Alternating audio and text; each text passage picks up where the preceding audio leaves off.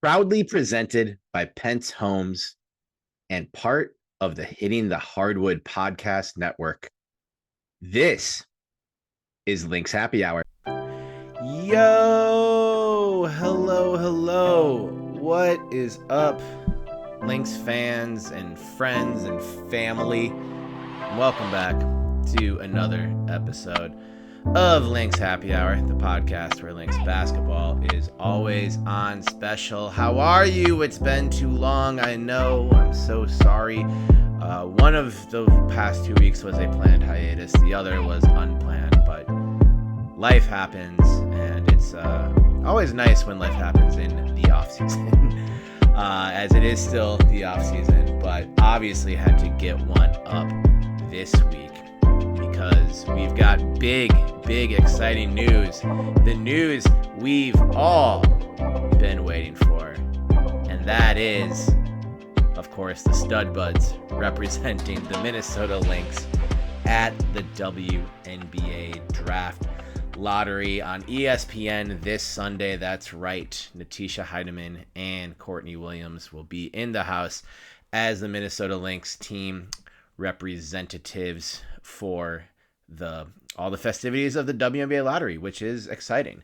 Obviously, it would have been better to win a championship and be here, but it's still kind of crazy when you get to build the league's best record and then still have the second best chance at getting the number one pick in the draft next year. But that's just, Cheryl's going to do Cheryl things. And having this pick is going to be a very big piece of roster building for next season. We're going to talk a little bit about that. Just me hanging out with you here today.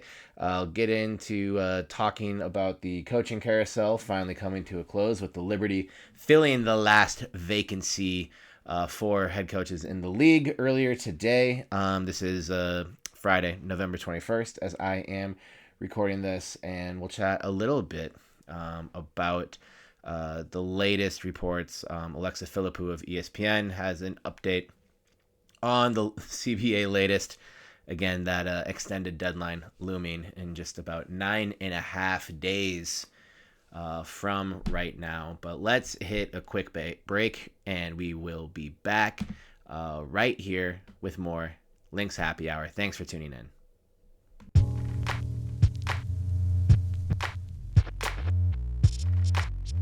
This episode of Lynx Happy Hour is brought to you by Pence Homes. The team at Pence Homes has experience working with first-time home buyers, folks selling their first home and buying their next place, to people looking to downsize. With the best tools, technology, and trusted vendors to help with any home project, Pence Homes is a top choice for buyers and sellers. For more info and to set up a time to meet with Nate and the team to talk about your home buying or selling needs, visit PenceHomes.com. That is Pence, PentzHomes.com.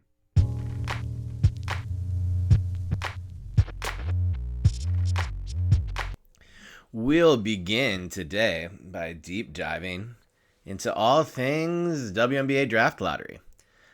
The lottery, a typical holiday in the Minnesota Timberwolves annual calendar, spent many NBA lottery draft nights anxious as all hell and mostly disappointed in life as a Timberwolves fan. Kind of the opposite. Yes, are many things of that nature when it comes to the Lynx side of things. Last time Lynx held lottery odds was ahead of the 2023 draft and ended up with number 2, which of course became the Diamond Miller selection. And the Lynx come into this draft lottery by way of the Chicago Sky. Now, this pick technically involved in a ton of transactions, but really it originated as a swap in the 2024 draft when the Lynx moved down a slot with the Chicago Sky to allow the Sky to come up and take Angel Reese. With that pick, the Lynx, of course, drafted Alyssa Peely one pick later. Now, of course, I've mentioned this on this show a number of times and written about it a little bit. Cheryl gets a lot of grief by keyboard warriors and everyone, the Twitter finger havers in the WNBA social media verse, but it wasn't a straight up swap Reese for Peely. They got second round pick. They got the second round pick of this last draft that became Ola Kosu, who is still a very promising prospect. They got the pick swap. And they also flipped some of the additional draft capital. Wasn't all of it, but that in the deal that got them Maisha Hines-Allen, which then eventually was tied to the Carly Samuelson trade, which eventually was tied to the Dejanay Carrington trade, and anything affects anything if you go back far enough. So yes, while the trade on its face, looked like a win for the Sky at first. It became the Lynx for sure pick, and the Sky didn't have a great 2025. If you've been alive and awake and paying attention to WNBA basketball, then I'm not breaking any news here. It became pretty clear early in the season that was going to be a pretty fun piece for the Lynx to have for their future draft considerations, and it turned into the second highest odds. So the Lynx could end up anywhere, picks 1 through 4 on Sunday, with a 26.1% chance at the top pick. Very exciting. I'm very intrigued by this class. The college basketball season is, of course, just starting.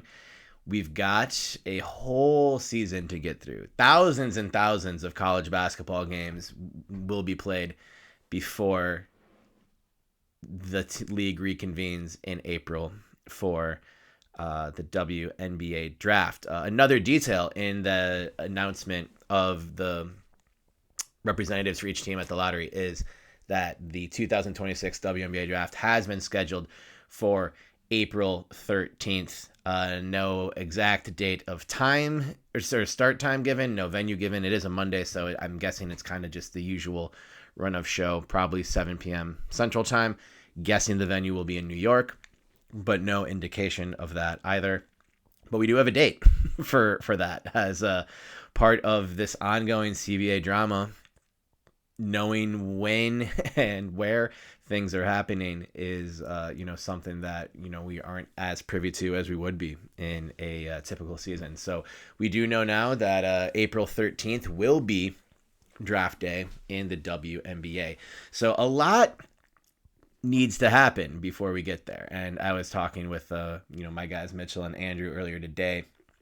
Some mock drafts are getting published, and it always feels silly to even project something this early in the process. And of course, the WNBA is unique in the way that the calendar works.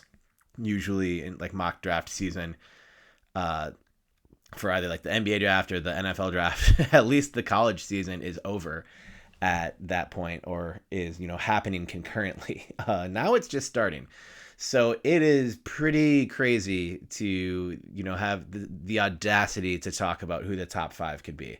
And that's exactly what I'm going to do on this episode of the show. So obviously with the caveat, all of this could change, but I think we've sort of seen across the industry like a consensus top 5 emerge. The order changes based on whatever mock you're reading or who you're reading.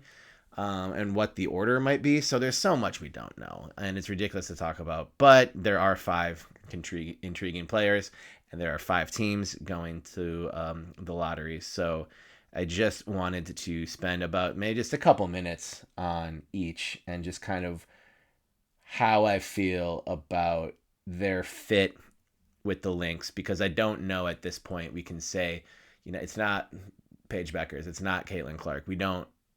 There isn't sort of a betting favorite of who the number 1 pick will or should be. I think it'll be heavily dependent on the way this season goes and how the ping pong balls fall. on Sunday. So lots of questions and uncertainty, and that's always fun too. So the first player I'm at least most familiar with is UCLA center Lauren Betts. And I read an article recently about that actually was entirely about why the Lynx shouldn't consider Betts.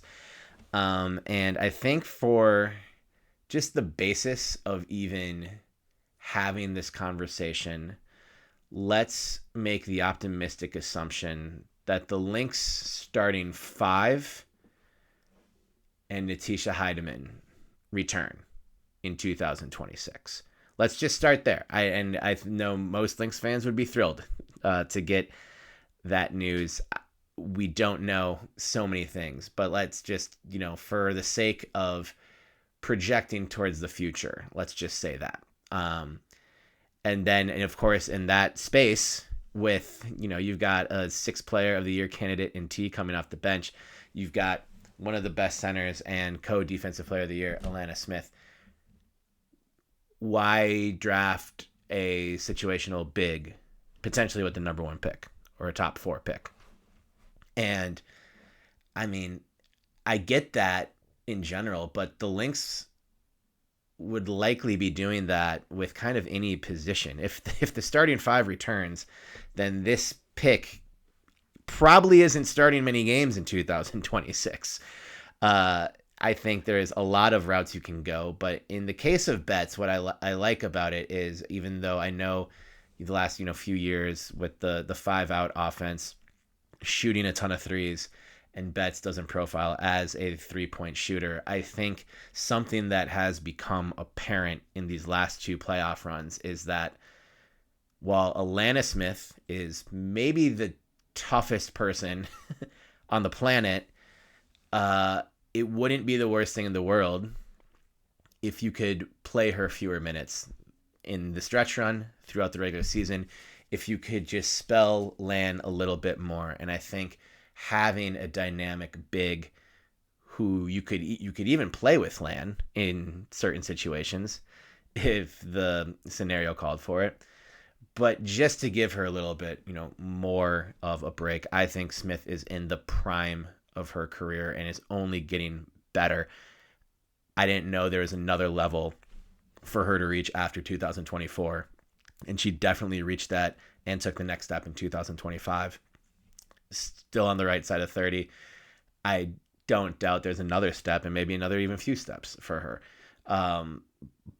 But I think you want to bolster the front court to make things easier for her, and also a break glass in case of an emergency scenario in the event of an injury, a serious injury. So if you do end up having to play without Lan for a significant stretch of time, Betts is in there. Add some rim protection that the Lynx aren't desperate for with how great of a rim protector Lan is, but also good rebounder off the bench, and I think would thrive in this system, playing for this coaching staff, working with Brunson. I think she would really grow. I don't know that 3-point shot would ever develop, but I mean, we don't know that it wouldn't. So I like Lauren Betts a lot. I don't put a lot of cachet into just it's a situational big. I think if the Lynx have it their way and either the entire starting 5 or even 4 out of 5 are back, they'll likely have they'll be an attractive place for free agents. People want to play with Fee. I think that's clear. So there's going to be a lot of talent on this team heading into 2026. Minutes for a rookie are going to be tough to come by. That's not to say they won't be there, but they're going to need to be earned. So I like Lauren Betts a lot. I don't know if she's the number 1 pick because we've got a ton of basketball to watch before we will hear presumably Kathy announce who the number 1 pick is at the draft in mid-April. But I think that fills a need and makes the team more flexible. Another player who I think fills an immediate need with this hypothetical scenario of those 6 players returning would be LSU's Flau'jae Johnson. Flau'jae in this scenario steps into a spot vacated by Dejanay Carrington, who I'm just. This is just a simulation in my head. Dejanay gets paid to go elsewhere, which would make lots of Lynx fans sad. It would make me sad, as Dejanay is one of my favorite players in the league, has been for a few years. I was elated to cover her once the Lynx made the trade for her, and you felt her absence in that Mercury series, all the things she can do. You're not going to get a rookie who is going to do all of those things at that level, but I think Flau'jae profiles as a player who could develop into that type of disruptive perimeter defender. Athleticism's off the charts. I hate to just make it about vibes, but certainly passes the vibe check. I would be very excited about the inevitable song collab with Flau'jae and Bon Iver, and probably T as well. And just on the court, she fits in with the tenacity that this team wants to play defense with. Can be a threat on the offensive end. Right now, LSU hasn't really played anyone yet this season, but she's off to a great start, averaging I think just a hair under 18 points per game. Has been a leader on that LSU team for a number of years. She's played a ton of basketball. Played for Kim Mulkey. Obviously worked with the Lynx legend and Simone Augustus down there as well.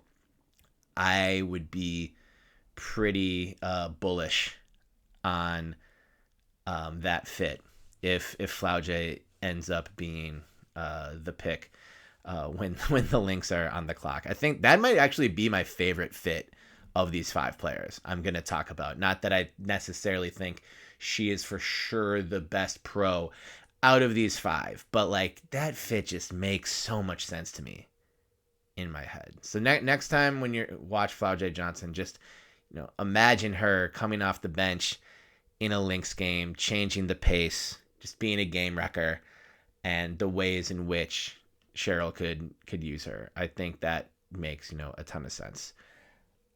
You can't read a top 5 mock draft without seeing TCU by way of Notre Dame point guard Olivia Miles' name coming off very soon. You could picture this very easily as well, especially Courtney Williams is 32 years old, and when Court signed here, it was like, oh, Cheryl's doing this thing again where she makes a point guard out of a non-traditional point guard. And then the 2023 season, there was obviously some ball handling issues. With Court and T back there, it's pretty handled. Like, you don't worry about ball handling ever, but you would if one of them went down.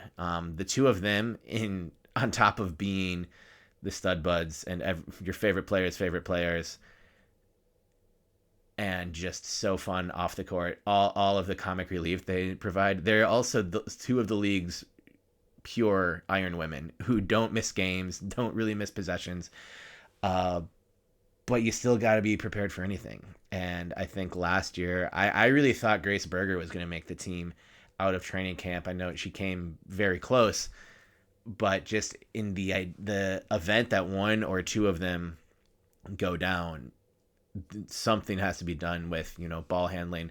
That's not to say someone like K-Mac and BC aren't capable of moving over and playmaking and initiating the offense a little bit more, but you don't want to take them away from the other things that they do well. And Olivia Miles would provide some insurance there, and also could just be a development plan for post court. She, in any other of these teams in the lottery, she goes there. She's the day 1 starting point guard, so that might be a little bit more exciting for her. But I think there could be a really bright future. Get the point guard of the future in her. Offense, like the orchestration on offense, is very exciting. I think her shot profiles to being a very successful 3-point shooter at the next level. I don't know about the defense, so that's kind of the only hang up. But if you do draft her, then you can at least spend this next year showing her how to play Lynx defense. And that's not to say that like she can't. I just don't know, based on her entire college career, if she can be an all WNBA defensive selection. And that's kind of an insane expectation for me to throw at her too, because most people aren't all WNBA first team all defense of selections. So that's kind of my only bit of hesitation with Miles, is just that if the defense will be there at the next level. But I know I'm going to watch a ton of TCU basketball for the rest of this year to find out, to properly educate myself on that decision. Not that I'm the one making any kind of decisions, thank God. But yeah, I think that is kind of the thing that I will be paying the most attention to, because I know she can dish it. I know she can score it. Can she defend it? What would be great for the storylines would be Connecticut sniper AZ Fudd, who is of course another one of these consensus top 5 picks. The rumor mill about the 3-year the 3-year run of if Paige Beckers would return home would be out of control. So we're not even going to touch that on the show, even though we just mentioned it. That's the last time it gets mentioned on Lynx Happy Hour, I promise. But Fudd's fun, man. When there is a chance that she could go pro after last season, I thought, and the Lynx had the number 11 pick before they made the trade for Carly Samuelson.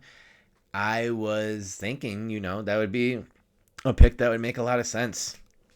We love our 3-point shooters here, and that pretty much is what it comes down to. The tradition of former Huskies being excellent in this organization is basically law at this point. So I think fans would be excited to have another UConn Husky in the midst, and just does a lot of what the Lynx already do well. Probably gets you ready for life after KMAC, as we never want that day to come, but Father Time is undefeated. And just, the type of player who as a rookie could, come in off the bench and be the 3-and-D type of player to bolster what the Lynx want to do. So I think Fudd makes maybe even more sense than Flaugier. Look at me talking myself in and out of takes here. I could see that being the pick anywhere 1 through 4. Actually, none of these will really surprise me that much. But yeah, just the shooting ability, the defensive ability. We can stop right there. That's if you can shoot it and you can stop it, come on down, AZ Fudd. Probably the most intriguing prospect is the Spanish national team starlet playing for Valencia, Awa Pham, who is going to turn 20 next season, and thus eligible for the draft. Apparently, according to agents that I read in the latest mock draft on ESPN.com, written by Michael Vopel, is that she's prioritizing the WNBA in 2026, and just endless potential. She's 6'4", can run the floor, can shoot it, does a lot of things well. Based on the roster construction of the Lynx that we are hypotheticalizing here, I don't know if that's a word, but it should be. I don't know that you want another 20-year-old on here. They did that last year. I think they feel pretty good about their 20-year-old. But then again, if Pham is the best player on the board, best player according to the valuations, then that's going to be the pick. I have not watched a ton of Valencia. I've devoured some of the the highlight videos and stuff, but I haven't been able to sit down and just really watch possession by possession of Awa Pham. But definitely a name to keep an eye on. And up until the draft day comes, and even beyond that. She looks like a really exciting player. Maybe just a little more on the raw side for a Lynx team that is going to desperately be trying to win one for the thumb in 2026. So I don't know. Those are the five. Again, Lauren Betts, Flauja Johnson, AZ Fudd, Olivia Miles, and Awa Pham. That's kind of your consensus top five in no particular order in the mock draft stratosphere as of right now, which of course means absolutely nothing. So that's why I just spent 20 minutes talking to you about it. But it's fun. I love draft stuff. I love watching college games with the draft in mind. It's just a fun way to track prospects and drive conversation. So just because it's ridiculous and impossible to predict doesn't mean we shouldn't be doing it. That's why this podcast is here. That's why we're dropping an episode in November, because in the NBA these episodes are happening like crazy all the time. Same NFL, like that should be the case in the WNBA too. We need more year-round ridiculous draft content. I'm running for office on that platform. So yeah, lottery Sunday night, performing or determining the top five picks in the 2026 WNBA draft. Those are five prospects who may or may not be involved in that top five. The very, very exciting part of it, though, also is that Courtney Williams and Natisha Heidemann will be representing the Minnesota Lynx at the WNBA draft lottery on Sunday. Again, Sunday, November 23rd, 5:30 p.m. Central Time, broadcast on ESPN. The Lynx have to get the number one pick just for the reaction that Court and T would have on live television. Like, that's perfect live television. So I'm so happy they're the ones who are going. No, I don't think this indicates really anything on the likelihood of these soon-to-be unrestricted free agents re-signing with the Minnesota Lynx. I do think there is a lot of interest in both of them coming back. I think that was kind of a thing at the end of the season. People were like, oh, well, like, are they a package deal now? Well, Courtney and T got to like end up at the same place. What would happen to StudBudz if they played for different teams? I think the StudBudz transcends everything, and they could easily pull this off playing for different teams, but I don't know that they'd want to do it that way. I think there's a likelihood they'll be back, and I think they should be back. I don't think this means anything one way or the other, though. I know we're trying to read the tea leaves of so many different things that are happening right now. Just enjoy it. Just enjoy it. Though, looking at the other team's representatives, there is not really a pattern. So Dallas is sending Maddie Siegrist again. Maddie was a rep for them last year when they got the number one pick. So that former Villanova Wildcat looking to go back to back. So obvious choice for them.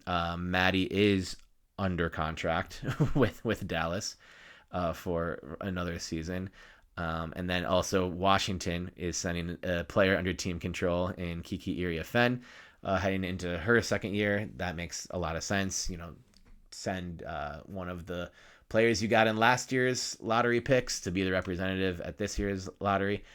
Seattle sending Gabby Williams, who's also a soon-to-be unrestricted free agent. So that's, the StudBudz aren't the only ones representing a team that they potentially could move on from based on upcoming free agency. And then the only non-player representing the Chicago Sky is co-owner and chairman Nadia Rawlinson, representing Chicago. So let the absence of Angel Reese fuel your Angel Reese related rumors about being unhappy with the Chicago Sky, or don't at all. Just don't pay attention to it. I was kind of interested to see who would be representing the Sky in this role, and it is Miss Nadia Rawlinson. So easily the most excitable is the duo from the Lynx in Court and T. And God, I'm just imagining how fun it will be if the ping pong balls come up and say it's Lynx number one. So just let's all manifest that together so we can have that moment on live TV together. Again, we'll have another note here to mention this. WNBA Draft set for Monday, April 13th, 2026 on ESPN. Again, no time or venue given. But at this stage, I'm just happy to have a little bit of information because we've been so deprived of it with the way this new CBA affects things. But that is a Monday, and I think it's usually exactly 2 weeks after that the teams convene for training camp. So that would set the first day of training camp on Monday, April 27th. Maybe it's the Tuesday after that. I feel like I don't know. So it's always late April though. So you can write the draft date in pen on your calendars and write day one training camp in pencil for April 27th. That's just my assumption there. Other news. Coaching carousel now officially closed. Thanks for playing. New York Liberty hired Golden State Warriors assistant Chris DeMarco, who has been with the Warriors since 2012, part of those championship teams. And yeah, this doesn't do a lot for me. I know there's some precedent of NBA assistants coaching well in the W. Shout out to Nate Tibbetts. Please don't get mad at me for saying shout out Nate Tibbetts on a Lynx podcast, but I do think he's done a good job over there. But yeah, now as my colleague at the 9 posted on Twitter thread, Chelsea Late, now I have more male head coaches in the WNBA than female head coaches, and it's kind of just another coach without direct WNBA coaching experience. So I think there's some warranted frustration in the WNBA community right now just about the path to becoming a WNBA head coach. Like if you're the one spending all this time in the league itself, working up that ladder, what does it matter if these organizations are just going to keep bringing in NBA guys? I think that's a valid question. Nothing, personal against Chris DeMarco. I think someone with that much of a winning pedigree going to this Liberty roster is a little frightening. If you're not a Liberty fan, we'll see how it plays out. But yeah, that is the final coaching vacancy in the league now filled. We are set with 15 head coaches for 15 teams in 2026. That much is settled. What is not settled still is the new CBA.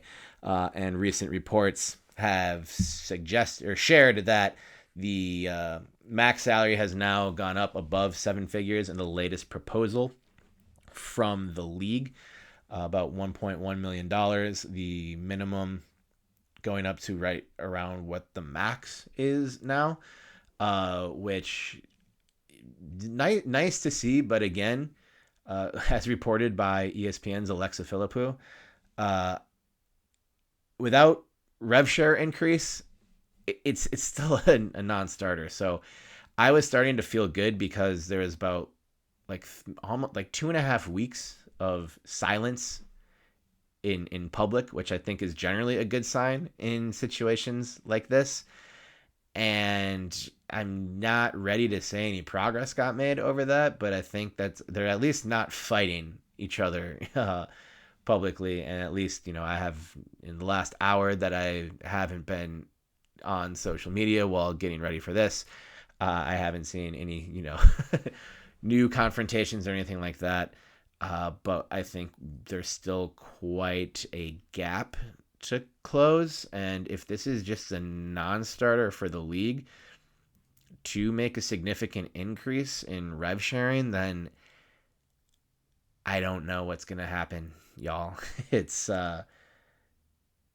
you can't imagine a new CBA that doesn't include something like that. So I hope maybe by Thanksgiving that would be the Thanksgiving Day miracle.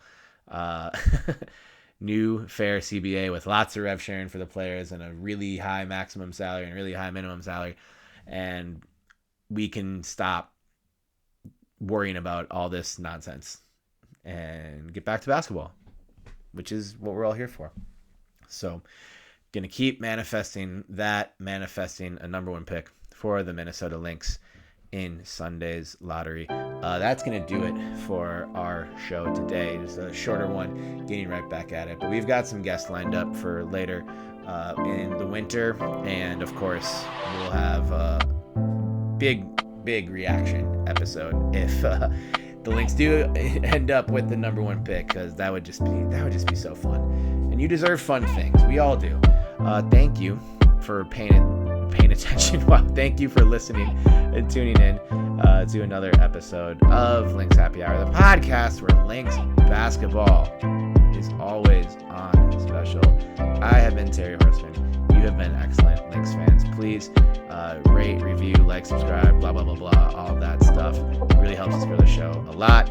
And look forward to tuning in again next week to a brand new episode of Lynx Happy Hour.